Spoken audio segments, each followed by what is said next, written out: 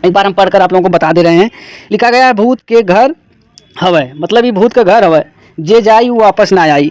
दोस्तों ऐसा शब्द आखिर। हाय दोस्तों नमस्कार, मैं रवि प्रकाश और आप देख रहे हैं आरपी न्यूज़ 24। दोस्तों ये बरदा थाना क्षेत्र के अंतर्गत ऊसरपुर नामक गांव में इस टाइम हम उपस्थित हैं और राज बहादुर सिंह जो 80 वर्ष वृद्ध पुरुष थे, उनकी यहां पर निर्मम तरीके से चाकू कोच के राड के द्वारा मार दिया गया है। और दोस्तों आइए दिखाते हैं, हम उसी स्थान पर आए हैं जहां पर घटना का अंजाम दिए थे लोग।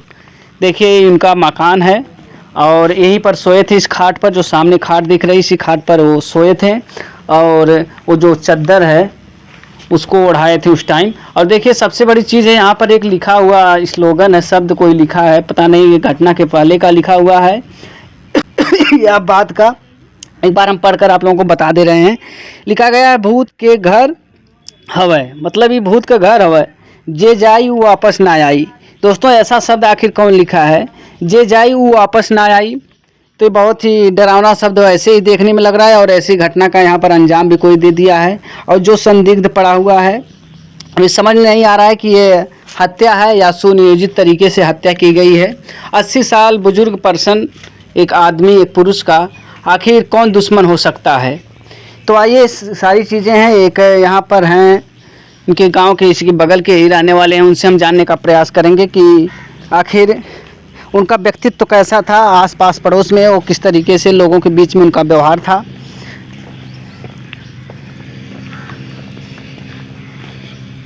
चाचा जी आप इन्हें कब से जानते थे? अरे भाई ये हमने बहुत दिन से इनको जान रहा हूँ जी। आज नहीं, बहुत दिन से इनको जान रहा हूँ। व्यवहार इनका ठीक था। अच्छा कभी पर जी ये रहते थे, इनका निवासा जो है गाजीपुर था। जी जी देखिए यहाँ पर रहते थे, इनका निवासा जो है चाचा जी बता रहे हैं कि गाजीपुर था और यहाँ के पुश्तैनी, मतलब हाँ यहाँ के पुश्तैनी थे जी। तो आज ये 2 साल से यहाँ रह रहे हैं जी। प्लस उसके गाजीपुर ससुराल थे जी। लेकिन जब से रह रहे हैं और जब से देख रहा हूँ इनको, किसी से कोई मतलब नहीं रहता था। हाँ न कोई आता था, फालतू भी नहीं जाता था। जैसे आज 4-6 महीने से भी कोई नहीं देख रहा हूँ मैं। अगर कोई आता, क्योंकि मेरे पास बैठते थे जी।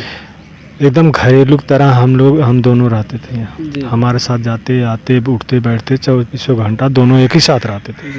अच्छा कभी ऐसा कुछ नहीं बताया किसी से लेन देन या कोई झगड़ा या तू मैं वाला शब्द? नहीं सर, ऐसी कोई बात नहीं बताई मुझसे और ना तो ऐसे मेरे दिमाग में है किसी के कि हाँ किसी से लेन देन हो, और न झगड़ा किसी से फालतू हुआ कभी। अब तो यहाँ पर एक डर भी बन गई है इस इर्द गिर्द में। मान लीजिए वो बुजुर्ग थे, कभी क्या होता है कि किसी परिवार में पुरुष पर्सन नहीं रहता है, कोई इसी तरह घटना का अंजाम दे सकता है किसी और के भी साथ। हाँ। तो इस घटना को देखते हुए आप सरकार और प्रशासन से क्या मांग करेंगे?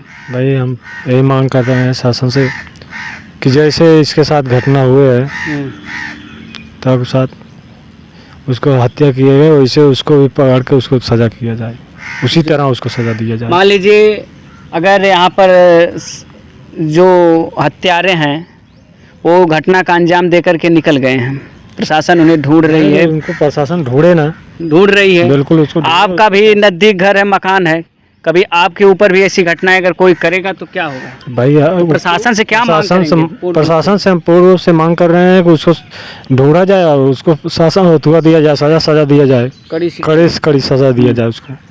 कुछ लोग कहें कि कुछ कैमरों में कहीं लोग दिखा रहे हैं, तो अगर ऐसा कुछ होगा तो आप लोग साथ में खड़े रहेंगे इनके?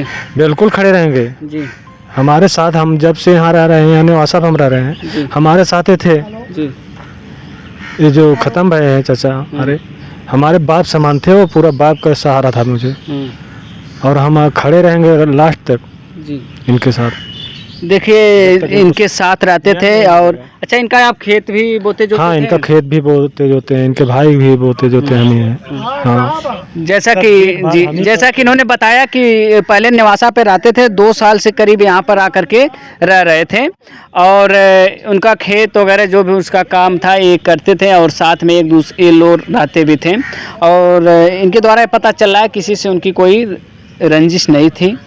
जो भी इस घटना का अंजाम दिया है और इस सरकार से मांग कर रहे हैं कि उसे कड़ी सी कड़ी सज़ा दी जाए। अच्छा चाचा, ये एक चीज़ ये बताइए, आपके पास कितने बच्चे हैं? हमारे पास 4 बच्चे हैं। कहाँ रहते हैं, यहीं की?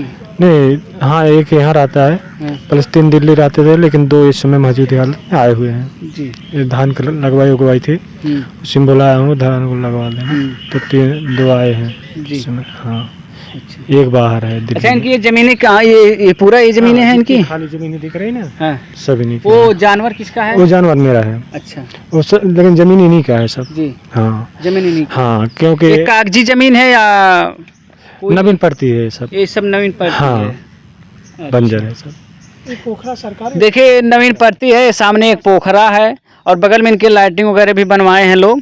तो ये घटना बहुत ही दर्दनाक है और सोचने की बात है कि आम जनमानस में ऐसी घटनाएं होती रहें। कल आज इनके साथ है, कल किसी और के साथ हो रही है, हमारे भी साथ घट सकती है ना। तो ये एक सरकार के लिए और प्रशासन के लिए बहुत बड़ा प्रश्न चिन्ह है। तो मैं यहाँ के जो भी केस को देख रहे हैं सीईओ और एसओ, मैं उनसे अपने चैनल के माध्यम से अनुरोध करूँगा कि जल्द से जल्द जो है इसमें दोषी पाया जा रहा है उसे सज़ा दी जाए, ताकि आने वाले समय में ऐसी घटनाएं का अंजाम ना देखने को मिले। आप देख रहे थे आरपी न्यूज़ 24, मैं रवि प्रकाश। जय हिंद, जय भारत।